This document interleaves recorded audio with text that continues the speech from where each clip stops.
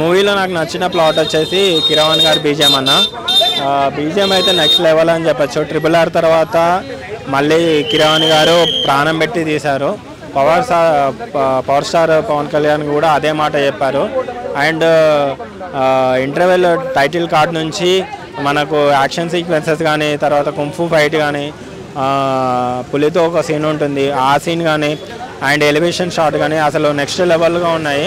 But disappoint అంతా second half 2 వరస్ట్గా ఉంది. నాకు తెలిసి ఫస్ట్ హాఫ్ క్రిష్ గారు డైరెక్షన్ చేశారు, సెకండ్ హాఫ్ జ్యోతికృష్ణ గారు డైరెక్షన్ చేశారు.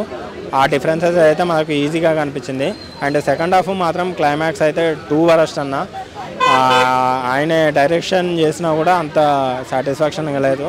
సెకండ్ హాఫ్ చెప్పాలంటే, సింపుల్గా చెప్పాలంటే, ఫస్ట్ హాఫ్ని మనము రేంజ్లో తీసుకెళ్ళి హైప్ మూమెంట్లో పెట్టేసి సెకండ్ హాఫ్ని మాత్రం కిందికి పడేశాడు.